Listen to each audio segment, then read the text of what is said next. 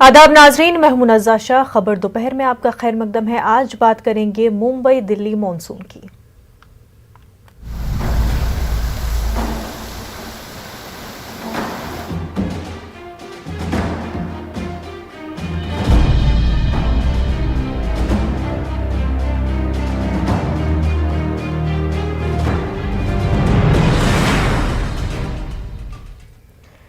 मुल्क के तिजारती दारुल हुकूमत मुंबई में हुई मूसलाधार बारिश की वजह से अब तक 32 लोगों की मौत हो चुकी है। तेज बारिश की वजह से कई मकानात मुनहदम हो गए हैं। आम जिंदगी बुरी तरह मुतासिर हुई है। कई इलाके ज़ेर आब आ गए हैं। वज़ीर-ए-आज़म और सदर जमहूरिया ने गहरे दुख का इजहार किया है। महलूकीन के अहले खाना को मरकज की जानिब से फीकस 2 लाख रुपए, जबकि रियासती हुकूमत की जानिब से फीकस 5 लाख रुपए मुआवजा देने का ऐलान हुआ है। चीफ मिनिस्टर महाराष्ट्र उद्धव ठाकरे ने कहा कि बारिश की वजह से भारी नुकसान हुआ है। तमाम जख्मियों का मुफ्त में इलाज होगा। नशीबी इलाकों से पानी निकालने का इंतजाम किया गया है। वहीं अगर हम दिल्ली की बात करें तो दिल्ली में भी बारिश से लोगों का बुरा हाल है। दिल्ली में कई जगहों पर अभी भी बारिश हो रही है। मुसलसल बारिश से दिल्ली में भी आम जिंदगी पूरी तरह मुतासर नजर आ रही है। सड़कों पर पानी लग गया है और दिल्ली की रफ्तार पानी की वजह से धीमी होती नजर आ रही है। न्यूज़ 18 नुमाइंदा रचना ने जायजा लिया, आइए देखते हैं। आज से मानसून सत्र की शुरुआत हो रही है और इस वक्त हम केंद्रीय स्वास्थ्य मंत्री मनसुख मंडाविया जी के घर के बाहर खड़े हैं। आप देख सकते हैं कि संसद के लिए मनसुख मंडाविया जी जिस तरीके से काफी ज्यादा अहम माना जा रहा है ये मानसून सत्र, क्योंकि जिस तरीके से नए मंत्रिमंडल ने पदभार संभाला है उन सभी नए मंत्रियों का आज परिचय कराया जाएगा। और इसके साथ इस मानसून सत्र में ये भी बताया जा रहा है कि करीबन 19 बिलों पर चर्चा की जाएगी। तो आप देख सकते हैं कि मानसून सत्र में किस तरीके से जो बिल हैं वो रखे जाएंगे, उन पर चर्चा की जाएगी। और साथ ही साथ आज का दिन अगर हम कहें तो काफी ज्यादा अहम माना जा रहा है, क्योंकि नए मंत्रिमंडल का परिचय कराया जाएगा। और स्वास्थ्य मंत्री मनसुख मांडविया संसद के लिए निकल चुके हैं और कोरोना का समय चल रहा है, ऐसे में उनका मंत्रिमंडल काफी ज्यादा अहम हो जाता है, क्योंकि कोविड-19 से निपटने के लिए क्या कुछ रणनीति पर वो काम करेंगे, क्या कुछ चर्चा होगी, ये काफी ज्यादा अहम मानी जा रही है। कैमरा पर्सन नरेश के साथ रचना, न्यूज़ 18 दिल्ली। मुंबई से हमारे नुमाइंदे वसीम और दिल्ली से हमारी नुमाइंदा रचना हमारे साथ जुड़ चुके हैं। वसीम, सबसे पहले तो आपसे जानना चाहेंगे कि मुंबई में जो है तेज बारिश की वजह से लोगों को न सिर्फ कई परेशानियां हुई हैं, बल्कि कई लोग इस तेज बारिश की वजह से अपनी जान भी गंवा चुके हैं।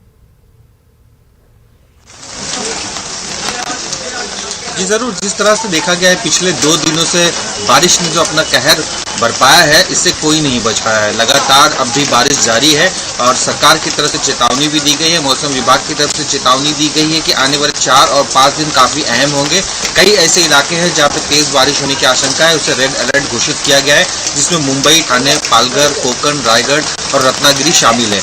ऐसे में जिस तरह से बारिश की वजह से काफी दिक्कतें हो रही हैं, आज भी मुंबई में कई इलाकों में रुक रुक के बारिश हो रही है और कई जगहों पर इसकी वजह से ट्रैफिक जाम है, कई रास्ते बंद किए गए हैं, कई रास्तों को डाइवर्ट किया गया है। और एक दिन पहले जिस तरह से बारिश की वजह से हमने देखा कि मुंबई में 25 लोगों की जानें गई 2 अलग अलग घटनाओं में। जिस तरह से देखा गया था कि चेंबूर में 17 लोगों की जान गई और इसके बाद ये जो आंकड़ा है सबसे बड़ा आंकड़ा है और 3 घटनाओं में मिलाकर कुल 25 लोगों की जानें मुंबई में जा चुकी है। सरकार की तरफ से दावे जरूर किए जाते हैं, लेकिन कहीं ना कहीं एक बारिश के बाद उनके जो पोल है साफ तौर पे खुल जाती है कि किस तरह से उनके दावे हैं जो खोखले नजर आते हैं। बिल्कुल वसीम, और साथ ही साथ जिस तरह से अब ग्राउंड लेवल पर माना जा रहा है कि जो दुकानें हैं, जो घर है, वहाँ पर भी पानी जो है घुस रहा है और इस वजह से लोगों को काफ़ी ज़्यादा मुश्किलें हो रही हैं। जी जरूर, मुंबई के जो निचले इलाके हैं उन इलाकों में अब भी कई जगहों पर पानी भरे हुए नजर आ रही है। मैं सिर्फ मुंबई के निचले इलाकों की बात नहीं करते हैं, अब मुंबई के जो दूसरे इलाके हैं जैसे कांदिवली का इलाका है या फिर मलाड का इलाका है या फिर परेल का इलाका, इन सब इलाकों में देखा गया है ब्रिटिश चौल में रहने वाले जो पुलिस वाले हैं उनके घरों में तक पानी पहुंच गया है, जिसकी वजह से उन्हें काफ़ी दिक्कतें हो रही है। इसकी शिकायतें वो कई बार बीएमसी के अधिकारियों से भी कर चुके हैं कि बरसात आने पर इस तरह की दिक्कतें सामने आ सकती है। पुलिस वालों ने इसके बावजूद भी अनदेखी की गई है। साथ ही नाला सुपारा पालघर जो इलाका है, वसई का जो इलाका है, यहाँ अब भी तेज बारिश शुरू है और सबसे बड़ी घटना एक दिन पहले हुई थी कि जो कामकाज को लेकर स्थानीय प्रशासन उसकी लापरवाही साफ तौर पे दिखाई दे रही है। जो मेन होल होते हैं जहाँ से पानी निकाला जाता है उसके ढक्कन खुले होने की वजह से 4 साल का बच्चा कल से मेन हॉल पे गिरा और अब तक लापता है। उसकी सर्च ऑपरेशन शुरू है लेकिन अब तक वो बच्चा नहीं मिल पाया है। इस तरह की लापरवाहियां साफ तौर पे दिखाई दे रही है। और पालघर, वसई, नाला सुपारा में अब भी तेज बारिश शुरू है।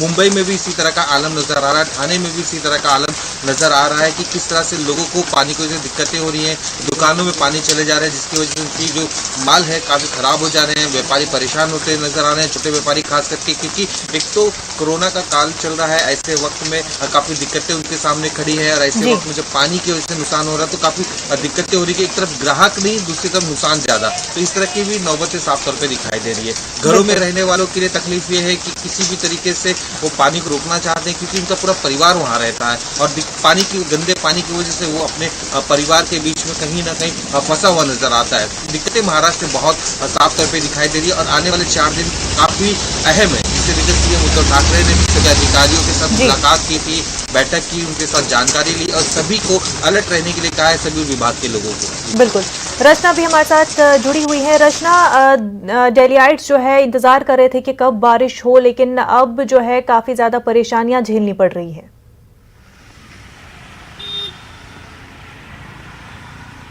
बिल्कुल मुनज़्ज़ा, कल देर रात से जिस तरीके से देश की राजधानी दिल्ली में बारिश हो रही है और आज मंडे है, वर्किंग डे है, लोगों को अपने काम पर जाना है, लोग ज़रूरी काम से घरों से बाहर निकलते हैं जी। बारिश के चलते जगह जगह पर वाटर लॉगिंग की समस्या दिल्ली में देखने के लिए मिल रही है, जिसके कारण लोगों को लंबा इंतजार करना पड़ रहा है, वेट करना पड़ रहा है सड़कों पर और यहाँ तक कि कई गाड़ियाँ भी फंस गई हैं जल भराव में।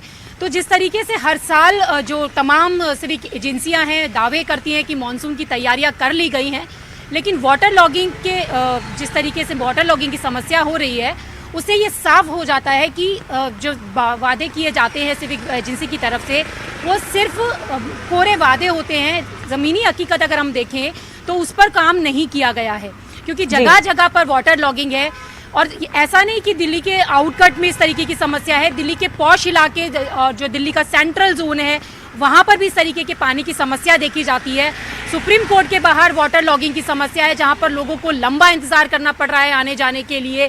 इसके साथ ही शिवालिक स्टेडियम के सामने इस तरीके के हालात हैं, मोती बाग के सामने इस तरीके के हालात हैं। और आपको बता दें कि जहाँ पर अलग अलग राज्यों के तमाम सदन और भवन बने हुए हैं, चाणक्यपुरी, वहाँ पर भी जलभराव की समस्या देखी जा रही है और जलभराव की समस्या के चलते लोगों को परेशानी होती है। हालांकि मौसम सुहाना हुआ है, गर्मी और उमस से लोगों को ज़रूर राहत मिली है क्योंकि लंबे समय से लोग बारिश का इंतजार कर रहे थे, लेकिन बारिश ने परेशानियां यहाँ पर लोगों के लिए बढ़ा दी हैं। और मौसम विभाग की बात अगर हम करें तो आने वाले 1-2 दिन तक इसी तरीके के मौसम रहने की संभावना उन्होंने जताई है। और अगर दिल्ली में हम बारिश की बात करें तो पालम इलाके में 10 सेंटीमीटर बारिश हुई है, वहीं सफदरजंग एरिया की बात करें तो 7 सेंटीमीटर के करीब बारिश हुई है। तो बारिश के चलते जो मुसीबत आई है तो ऐसे में लोगों को लग रहा है कि ये आफत की बारिश है। जो लोग इंतजार कर रहे थे लंबे समय से बारिश आए, लेकिन बारिश के बाद जो वाटर लॉगिंग हुई है या ट्रैफिक की समस्या हुई है, ऐसे में लोग यहाँ पर जरूर मुनज़्ज़ा परेशान हो रहे हैं। जी बिल्कुल रचना, और जिस तरह से दिल्ली सरकार जो है हर बार ही अपने काम को लेकर के बढ़ चढ़कर उसका जिक्र करती है और हर बार हम देखते हैं कि अरविंद केजरीवाल जो है अपने काम का हवाला देते हैं कि किस तरह से दीगर रियासतों से, दीगर यूटी से बेहतर काम जो है दिल्ली में होता है, दिल्ली सरकार जो है सबसे एफिशिएंट सरकार है, लेकिन कुछ और ही तस्वीर देखने को मिलती है।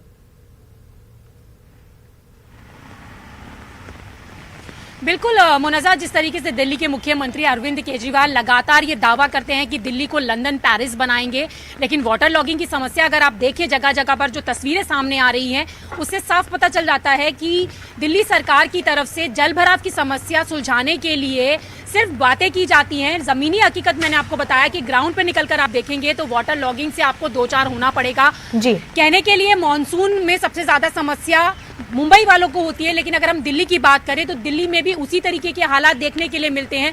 थोड़ी सी बारिश के बाद जल भराव हो जाता है और दिल्ली की रफ्तार एक तरीके से थम जाती है। और हर साल दिल्ली सरकार और जो तमाम सिविक बॉडीज हैं, चाहे वो MCD हो, ये सारे लोग दावे करते हैं कि मानसून आने से पहले कि हमने तैयारियां कर ली है, वाटर लॉगिंग की समस्या नहीं होगी, जल भराव नहीं होगा, लेकिन हालात जस के तस होते हैं। मानसून आने पर उसी तरीके की तस्वीरें सामने देखने के लिए मिलती हैं। पानी की समस्या से लोगों को 2-4 होना पड़ता है। और जैसे कि मैंने आपको बताया कि दिल्ली के बहुत सारे इलाके वाटर लॉगिंग की समस्या से प्रभावित है, वहाँ पर रफ्तार पूरी तरीके से रुकी हुई है। आने जाने वाले लोगों को काफ़ी समस्या हो रही है और जो लोग अपनी गाड़ियों से जा रहे हैं, बहुत सारे लोगों की गाड़ियां वहां पर फंस गई हैं। यहाँ तक कि जो पैदल चलने वाले लोग हैं उनको भी जाने के लिए परेशानी हो रही है। घुटने घुटने तक पानी भर गया है। तो सवाल ये खड़ा होता है कि जो सिविक बॉडीज़ है या दिल्ली सरकार है, हर बार ये बातें करती है कि मॉनसून आएगा तो समस्या नहीं होगी, तो क्यों आखिरकार इस पर एक प्लान बनाकर काम नहीं किया जाता? और जब पता है कि मॉनसून के सीज़न में जलभराव की समस्या होती है तो उसको हटाने के लिए एक समाधान क्यों नहीं ढूंढा जाता? सिर्फ बातें करने से ही ये पूरा विकास यहाँ पर नहीं हो पाएगा, क्योंकि समस्याओं को सुलझाना होगा, उसके समाधान निकालने होंगे। लेकिन यहाँ पर समस्याओं के समाधान की जगह सिर्फ और सिर्फ अपना प्रचार या अपनी चीज़ों को बढ़ा चढ़ाकर दिखाने की चीज़ हर बार मॉनसून में देखने के लिए मिलती है, चाहे वो दिल्ली सरकार की तरफ से हो, चाहे वो एमसीडी की तरफ से हो। तो ऐसे में बड़ा सवाल हो जाता है कि आखिरकार ये सिविक बॉडीज और दिल्ली सरकार जब समय होता है उस पर ध्यान क्यों नहीं देती है यहाँ पर। बिल्कुल रचना। वसीम, ये बताएं कि हर मॉनसून में मुंबई में ये देखने को मिलता है कि इमारतें जो है वो मुनहदम हो जाती हैं और इस वजह से कई जाने भी जाती है, लेकिन ये हर बार का मामला है कि और हर बार ये कहा जाता है कि इमारतों का सर्वे किया जाएगा, जायजा लिया जाएगा और इस तरह के हादसा दोबारा नहीं होंगे, लेकिन हर बार ही इस तरह के हादसा पेश आते हैं।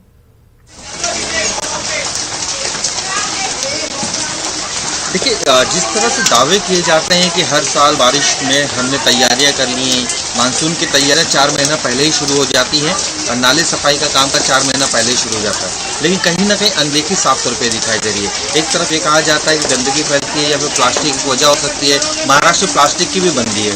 ऐसे वक्त में जिस तरह से नाले सफाई को लेकर सवालिया निशान यहाँ पे अपोजिशन उठाते रहता है, कहीं ना कहीं इसको तथ्य नजर जरूर आने लगे हैं। इसे एक वजह ये भी है कि थोड़ी सी बारिश में सड़कों पर साफ तौर पर पानी भर जाते हैं, जो कि पानी निकालने का काम करने के लिए बीएमसी ने 100 से 150 पंपिंग लगाए हैं, उसके जरिए पानी निकाला जाता है। लेकिन सबसे ज़्यादा दिक्कतें उस वक्त आती है जब हाई टाइड होता है। हाई टाइड के दौरान पानी बाहर नहीं जाता है और जिस तरह से हमारी भूगोलिक स्थिति है और जिस तरह से मुंबई में रचना की गई है सारी चीज़ों की, उसे लेकर कहीं ना कहीं दिक्कतें खड़ी हो जाती है।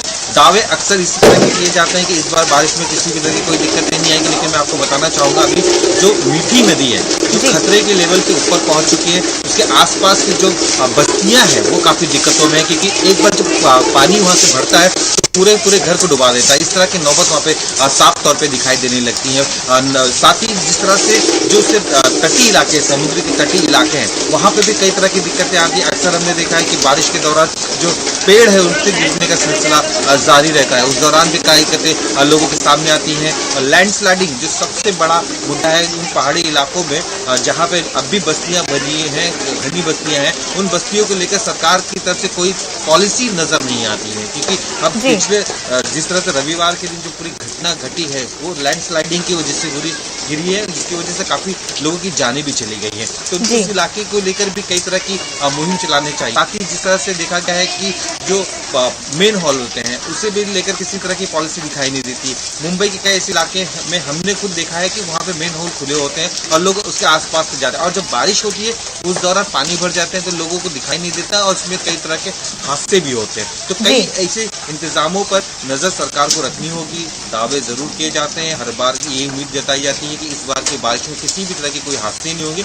लेकिन शुरुआती दौर पे हमने देखा कि मुंबई में 25 जान चली गई है। जी बिल्कुल वसीम, और वहीं अगर हम महासरकार का इस तरफ रवैया देखें तो महासरकार तो ये कह रही है कि बीएमसी बहुत ही अच्छा काम कर रही है, लेकिन जो लोग हैं वो अपनी जिम्मेदारी नहीं समझ रहे हैं। प्लास्टिक का यूज़ जिस तरह से होता है और जिस तरह से उसको डिस्चार्ज किया जाता है, उस वजह से ही नालों में जो है सही से सफाई नहीं हो पाती और वाटर लॉगिंग के इश्यूज हो जाते हैं।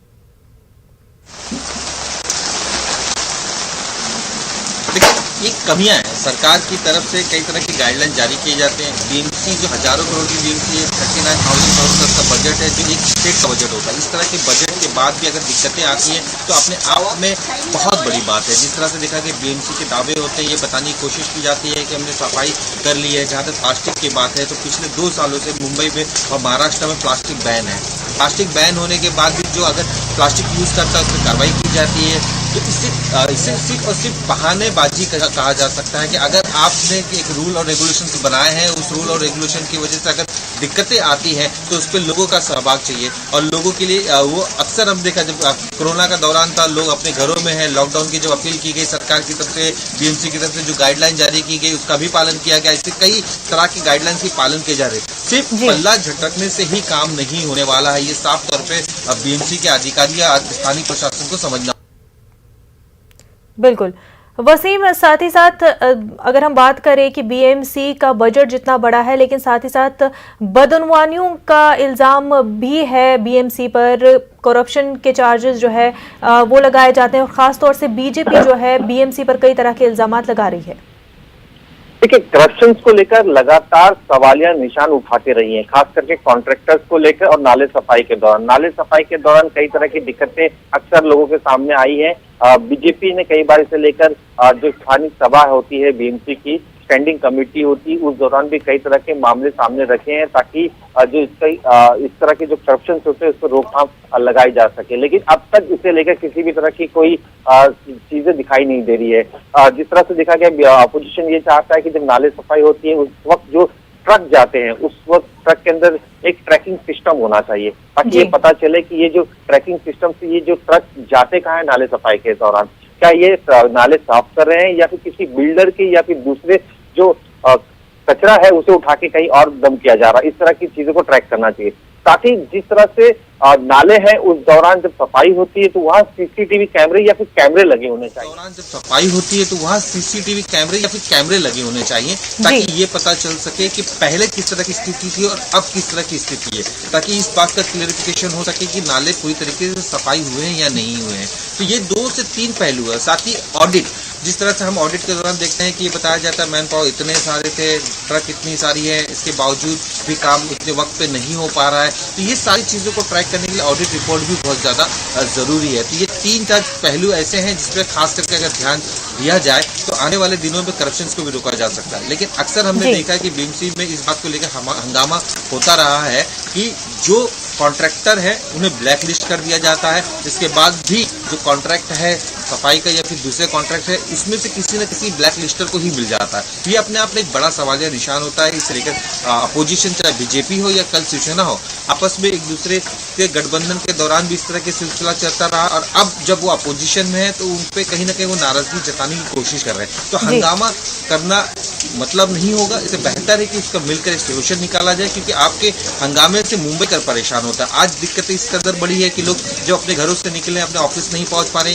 वक्त दिया गया है मुंबई में कितने वक्त तक कार्यक्रम शुरू होगा, लेकिन इस दौरान वो अपने ऑफिस तक नहीं पहुंच पाते हैं। रास्ते पे ट्रैफिक इस कदर जाम है कि लोगों को हिलना मुश्किल हो गया है। इस तरह के माहौल यहाँ पे साफ तौर पे दिखाई देने लगते हैं। तो परेशानियों का सबब सिर्फ और सिर्फ जो परेशानियों को उठानी पड़ रही है वो मुंबई को उठानी पड़ रही है या फिर महाराष्ट्र के जो दूसरे जिले हैं जहाँ पे इस तरह की स्थिति बनी है उनको काफी दिक्कतों से गुजरना पड़ रहा है। बिल्कुल, मुंबई का जो है काफी दिक्कतों का सामना कर रहे हैं। रचना, ये बताएं कि जिस तरह से बारिश की वजह से लोगों को परेशानियां हो रही है और उससे ट्रांसपोर्टेशन में भी काफी ज्यादा परेशानियां हो रही है, लेकिन साथ ही साथ जो वैक्सीनेशन प्रोसेसेस है और कोविड रिलेटेड दूसरे प्रोसेसेस है, क्या इस सब की वजह से वो भी मुतासिर हो रहा है?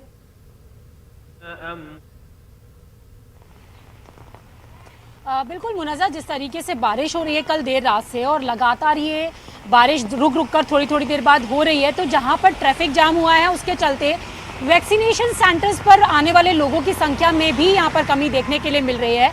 और आपको एक बात और बता दें कि दिल्ली में वैक्सीन की कमी के चलते कई सारे वैक्सीनेशन सेंटर्स को फिलहाल बंद भी करना पड़ा है, क्योंकि वैक्सीन वहां पर नहीं है। दिल्ली सरकार का कहना है कि जितनी वैक्सीन मिलनी चाहिए थी उतनी वैक्सीन उनके पास नहीं है। यही कारण है कि जो केंद्र बनाए गए थे वैक्सीनेशन के लिए उनको बंद करना पड़ रहा है। तो बड़ा सवाल यहाँ पर यह भी है कि वैक्सीनेशन के लिए एक तरफ तो सरकार लगातार लोगों को जागरूक कर रही है, लेकिन जब लोग पहुंच रहे हैं वैक्सीन के लिए तो वहाँ पर वैक्सीन की कमी बताई जा रही है, तो वो भी लोगों के लिए परेशानी का सबब है। और जब मानसून का सीज़न है, बारिश हो रही है और जिनके स्लॉट्स बुक है वो लोग वहाँ पर किस तरीके से पहुँच पा रहे हैं, ये सबसे बड़ी चीज़ है। क्योंकि बारिश है, जल भराव है, इसके साथ ही रफ्तार रुकी हुई है, तो लोगों को उसमें भी समस्या ज़रूर हो रही होगी।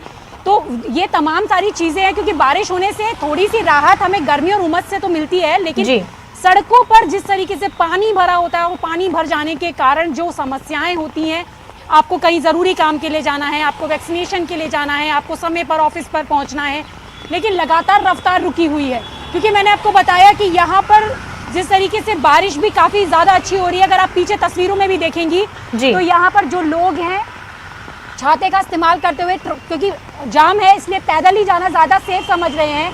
आप देख भी सकती हैं कि जो लोग ऑफिस जाने वाले हैं वो गाड़ियों को कहीं पार्क करके पैदल ही अपने ऑफिस की तरफ बढ़ रहे हैं। वहीं पानी की समस्या जो कि भरा हुआ है, तो ऐसे में लोगों को घुटने घुटने तक पानी पार कर कर अपनी ज़रूरी जगहों पर जाना पड़ रहा है। तो ये ये हर साल इस तरीके की समस्या देखने के लिए मिलती है जी। सवाल यहाँ पर ये होता है कि जब सरकारों को पता है कि इस तरीके की समस्याएं मानसून में होती हैं, तो पहले से तैयारियां क्यों नहीं की जाती। मानसून आने से पहले लगातार दावे किए जाते हैं कि नालों की सफाई करवाई जा रही है, प्लास्टिक पर बैन किया जा रहा है, लेकिन सबसे ज़्यादा समस्या जल भराव की वही होती है जहाँ पर प्लास्टिक का कचरा भर जाता है, पानी रुक जाता है और पानी वहाँ पर भर जाता है, उसके कारण वाटर लॉगिंग होती है। तो ये सारी चीज़ें सरकार को निगरानी में रखनी होगी और सिर्फ मानसून में नहीं, पूरे साल इन चीज़ों पर निगरानी रखनी होगी, तभी वाटर लॉगिंग की समस्या से दिल्ली के लोगों को निजात मिल पाएगी। क्योंकि दिल्ली में लोग दूर दूर से काम करने के लिए आते हैं और इस तरीके की जो समस्याएं होती हैं उस पर ज़रूर यहाँ पर लोगों को परेशानी होती है। और अगर हम विपक्ष की बात करें, यानी कि दिल्ली सरकार के ऊपर दिल्ली बीजेपी की बात करें, तो दिल्ली बीजेपी लगातार हमलावर रहती है। उनका कहना है कि दिल्ली सरकार तो हमेशा दावे करती है, लेकिन वाटर लॉगिंग की समस्या से लोगों को दो चार होना पड़ता है। दिल्ली नाले में तब्दील हो रही है, जबकि दिल्ली सरकार उसे लंदन पेरिस बनाने की बात करती है। आरोप प्रत्यारोप भी देखने के लिए मिलते हैं, लेकिन खामियाजा सिर्फ और सिर्फ दिल्ली के लोगों को उठाना पड़ रहा है, समस्याएं दिल्ली के लोगों को उठानी पड़ रही है। तो यहाँ पर सरकारों को निगरानी रखनी होगी और पूरे प्रॉपर तरीके से वाटर लॉगिंग की समस्या से निपटने के लिए एक एक्शन प्लान बनाना होगा।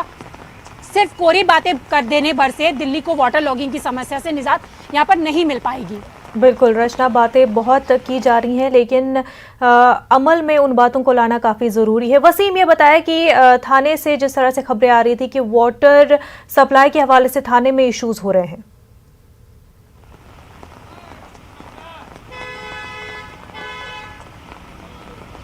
वसीम, आप तक हमारी आवाज पहुंच पा रही है? पानी सप्लाई जो किए जाते हैं वहाँ पे काफी दिक्कतें हो रही हैं। मुंबई और मुंबई के आसपास के जो थाने का इलाका है वहाँ पे वाटर की दिक्कतें काफ़ी हो रही है। इसकी वजह साफ तौर पे ये दिखाई दे रही है कि जिस तरह से बारिश हुई और बारिश के दौरान जो वाटर शुद्धिकरण केंद्र है वहाँ पे पानी भर गया है। पानी भरने की वजह से ना कई तरह की दिक्कतें उनके सामने आ रही है। मशीनरियों में प्रॉब्लम हो रही है और साथ ही जिस तरह से पानी सप्लाई किया जा रहा है वहाँ के जो सिस्टम्स है उसमें असर साफ तौर पर दिखाई दे रहा है, जिसकी वजह से एक दिन पहले भी मुंबई के कई इलाकों में पानी नहीं आया, थाने के कई इलाकों में पानी नहीं आया, क्योंकि मुंबई को जो 7 डैम जो पानी सप्लाई करती है और वो एक शुद्धिकरण सेंटर बनाया गया है, वहीं से सारे लोगों को पानी सप्लाई किया जाता है। मुंबई हो, थाने हो, पालघर, इन सब इलाकों का अलग अलग तरीके से इस तरह से डिस्ट्रीब्यूशन किया जाता है वाटर का, और इसमें पानी भर जाने की वजह से काफ़ी दिक्कतें हो रही है। और आज भी मुंबई के कई इलाके ऐसे हैं जहाँ पे पानी कम आया है या फिर नहीं आया है, इस तरह की नौबत साफ तौर पे दिखाई दे रही है। और जिस तरह से जब तक ये पूरा सिस्टम सही नहीं होगा तब तक इसी तरह की दिक्कतें मुंबई और मुंबई के आसपास के इलाके जो हैं जहाँ पे हो सकती है, आने वाले दिनों में और भी हो सकती है, क्योंकि अभी इस पर पूरी तरीके से निर्णय नहीं लिया गया है। साफ सफाई का जो सिलसिला है वो जारी किया गया। जब तक पूरी तरीके से बेहतर नहीं होता तब तक इस तरह से पानी का दिक्कतें मुंबई और मुंबई के आसपास के इलाके के लोगों को देखनी पड़ेगी। बिल्कुल वसीम, और वहीं पावर ब्लॉकेड के इश्यूज भी सामने आए। कसारा घाट की अगर बात करें तो वहां पर भी पावर ब्लॉक के हवाले से खबरें सामने आ रही हैं। देखिए, बारिश की वजह से कई जगहों पर हमने देखा है कि पेड़ों का गिरने का सिलसिला जारी रहा, कई खंभे गिरे हैं। इसको लेकर बाकायदा जो सीएम उद्धव ठाकरे हैं ने जो विभाग है, खास करके बिजली विभाग है या फिर डिजास्टर डिपार्टमेंट है, उनके साथ बैठक की है और उसकी स्थिति का जायजा लिया है कि किन किन इलाकों में इस तरह की दिक्कतें आ रही हैं, खास करके बिजली सप्लाई को लेकर, और किस वजह से उनकी दिक्कतें खत्म किया जाए इस पर भी लेकर चर्चा की गई है, इस सब मामलों को लेकर। और सभी लोगों को हिदायत दी गई है कि किसी भी तरीके से बिजली सप्लाई को रुकनी नहीं चाहिए, खास करके क्योंकि बारिश के दौर में बच्चों के स्कूल्स भी होते हैं, कई तरह की दूसरी दिक्कतें हो। किस तरह से बिजली सप्लाई को ना रोका जाए, किसी तरह खंडित ना हो, इस पर ध्यान देने के लिए सभी अधिकारियों को सूचना दे दी गई है, लेकिन अब भी तेज बारिश की वजह से और पेड़ों के गिरने की वजह से जो बिजली कनेक्शंस करने वाली जो जगहें हैं वहाँ पे कहीं ना कहीं क्षतिग्रस्त होने की वजह से इस पे भी दिक्कतें साफ तौर पे दिखाई देने लगी है और इसका असर शहरों में भी दिखाई दे रहा है। कसारा हो, फिर पालघर हो या फिर थाने का इलाका हो, उसके साथ साथ मुंबई में भी इस तरह की दिक्कतें साफ तौर पे दिखाई दे रही, क्योंकि अक्सर देखा गया जो जमीन के अंदर से जो पाइपलाइन गई है या फिर बिजली के कनेक्शंस गए हैं, पानी भरने की वजह से कहीं दिक्कतें ना हो से लेकर बंद किए जाते हैं, क्योंकि अक्सर अगर पानी भरा हो और उसमें कनेक्शन शुरू हो तो लोगों के लिए जान माल का भी खतरा हो सकता है। इसका भी ध्यान रखने की जरूरत सरकार को पड़ती है, तो ऐसे वक्त में कनेक्शन को भी बंद किया जाता है। तो दिक्कतों से गुजरने के लिए बाकायदा बैठक चल रही है। मुंबई हो, महाराष्ट्र के जो दूसरे गार्डियन मिनिस्टर हैं, उन सब अपने अपने इलाकों में इस पूरे मुद्दे को लेकर चर्चा कर रहे हैं, उस पर बेहतर फैसला लेने के लिए सभी बिल्कुल। और महासरकार के पास चैलेंज बहुत सारे हैं और ये भी कि पैंडेमिक का दौर है, तीसरी लहर अनकरीब है, ऐसे में किस तरह से तीसरी लहर से निपटा जाएगा, उनकी तैयारियों में भी काफ़ी रुकावटें इस सिचुएशन में, मानसून में जिस तरह की सैलाबी सूरत हाल हुई है उसमें और भी ज़्यादा बढ़ जाती है। वसीम, बेहद शुक्रिया आपका। रचना, आपका भी बेहद शुक्रिया हमारे साथ बने रहने के लिए। कोरोना वबा के दौरान बाहमी इमदाद और इन्हिसार का जज्बा मुस्तहकम हुआ है। मुल्क इस वबा से मुत्तहिद होकर मुकाबला कर रहा है। टीकाकारी के ऐलान के बाद हम बेहतर ताउन करें जिससे हम कोरोना को मात देने की जानिब कदम बढ़ा सके। नेटवर्क 18 इस मुहिम में हर कदम पर आपके साथ रहेगा। जब तक सभी महफूज नहीं होते तब तक कोई भी महफूज नहीं होगा। इसी सोच की बुनियाद पर हमारी मुहिम संजीवनी का मकसद ये यकीनी बनाना है कि वैक्सीन पाना सभी हिंदुस्तानियों का हक है।